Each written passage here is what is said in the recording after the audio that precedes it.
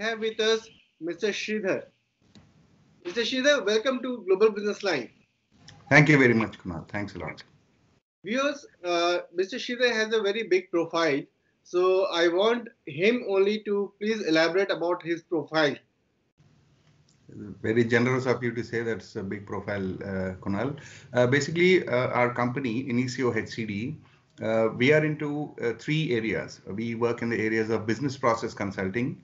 Next, the second one is learning and development strategy consulting and change initiative. So they're kind of interconnected, like the bogies of a train. One has to follow another, interchanging. So business process consulting is more or less a self-explanatory thing.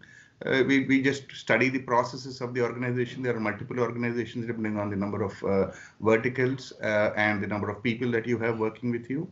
And also the complexities varies depending on the industries. If we've had trading organizations that we've worked with have close to about 125 to 130 processes. So we map out all these processes, look at the study, look at where are the bottlenecks, who's the owner, who has the ownership, who is responsible for it. Kind of do a racing matrix for that in a very broad sense of the word, and then have conversations with the management to expedite the process in such a way that it increases efficiency and saves them time. And while doing this, we also study the people who are there, do that kind of a gap analysis, and create a learning and development strategy for them as to what is the skills that they need to work on apart from the core subject that they are working in. If they are into, let's say, we've had companies that are into wood manufacturing, companies that are from, they're a large scale international chicken industry equipment manufacturer. We've had people who are in the rice equipment manufacturing, IT enabled services, health services. There are different core subjects that they need to know. Apart from that, what are the skills that they need to upgrade so as to able to perform better, to able to upgrade themselves. And while this is all done, there is a lot of change that's happening in it. So as going by the Satter-Jay curve, you look at it, there is going to be a certain amount of resistance and people are going to resist the change and the efficiency will drop. So we would do a lot of hand holding during that trough that they have and hold their hand till they get up to the curve where their efficiency and productivity levels come up. So usually our projects are, have a life cycle of something between 12 to 14 months. Mm-hmm. Some of the clients that we have had stayed with us for the past 5-6 years as well, wherein we still work with them, do their L&D strategy. We look at their processes on a regular basis to see if we can upgrade them. What are the issues they're having and why it's happening? Is it a process-centric issue or is it a person-centric issue? We identify that, and if it's a process, there are fine-tunings to the process, because if they are a 25 crore company, they have now, in the past 4 years, they've gone to about 65 crores. The processes are going to get more complex because there's more traffic and the number of people haven't changed. So we need to look at where we can improve on the processes without the company having to invest too much on resources. In certain cases, of course, they need to have more resources. There's very little that we can do with improving the processes once we have limitation on the number of resources available. The same thing goes with that, with the change initiative, and that lasts a little longer. So that's a little brief about what we do. Okay. After that, what you do as a business processes. I would like to know that how the MSMEs can improve their work processes to build up a 5 trillion economy. See, basically, I think the MSMEs are the backbone of them, because we see the number of small organizations are the ones that contribute. You look the volume of business that happens looking at that. The large scale companies are the ones that have a lot of the limelight. That is what happens. If you look at it, these are kind of the behind the camera kind of workers. Like if you look at it, if you're making a movie, you're looking at only the actors. But there are a lot of people, technicians, there are a lot of other creative people who are working behind the camera to contribute. I think the SMEs are the unsung heroes of the economy. They don't get as much of the limelight because their individual contribution, if you look at it, is relatively minuscule compared to the kind of economy that we are trying to build. But the volume, if you look at it as a whole, like they say, boon boon se sagar, every drop matters. And these every little, some of them are contributing quite a lot.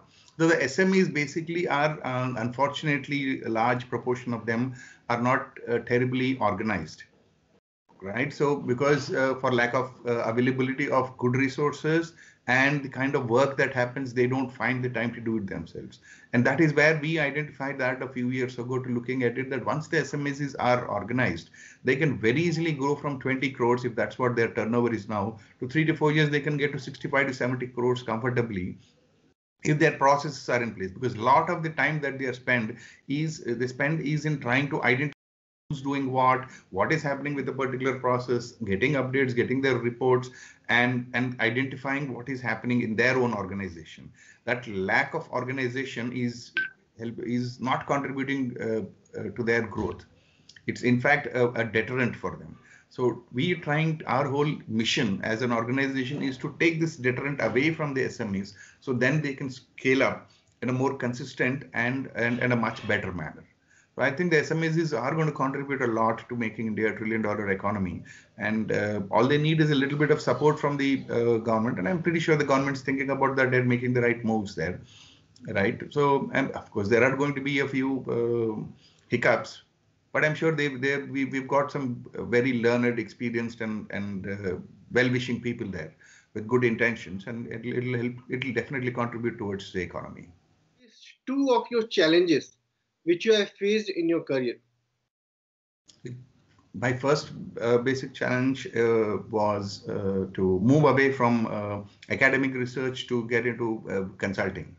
I'm basically a academic researcher. I've worked in the areas of spatial technology and worked in Imperial College London doing research in innovation and entrepreneurship.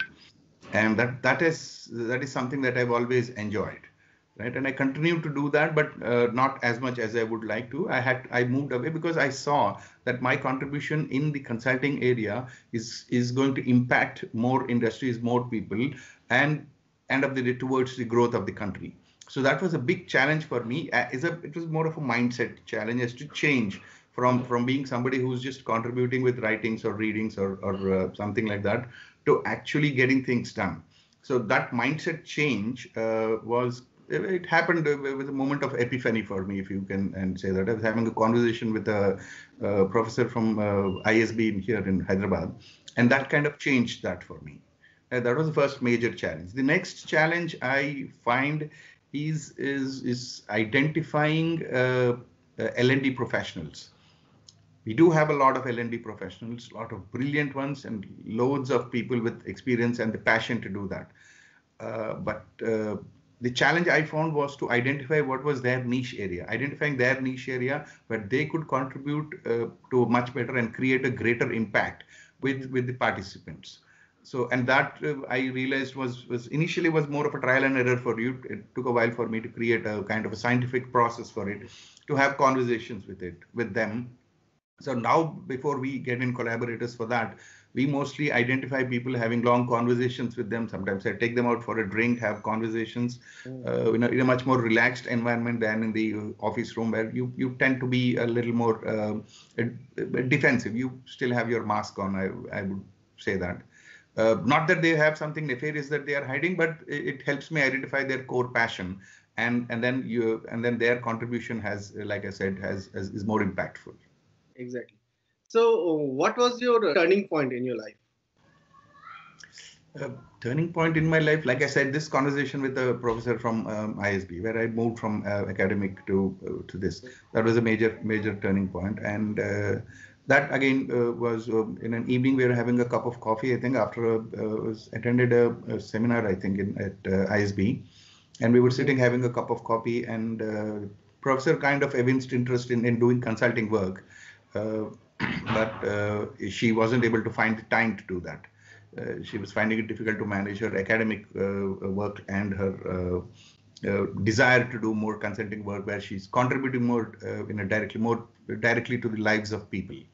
That got me thinking, and then I had multiple conversations with her, my family, friends, and other professionals, and that, I would say, was the turning point. And I'm thankful I had that conversation and made that choice, because I definitely feel I'm contributing. I get emails still from participants from my training sessions that I've had 8 years ago, telling me that, I had this training session for a manufacturing company, helping them, their R&D faculty. They're into organic chemistry, I think, and ceramic industry. So they wanted help with writing articles, journals in their scientific journals. They still tell me that, sir, I've published my third paper, my second paper. Thank you very much. It's a very satisfactory experience for that. That's really great. Any message for the viewers? No message. Just live your dream, work hard, party harder, have fun, be good, be kind to people whenever you can, and if you are in a position to help someone, just step forward and do that. And I'm sure somebody has helped you at some point in time. So many people would have contributed. If I look back in my life, I see scores of people, dozens of people who have contributed. I mean, not just people who I have had a close relationship with.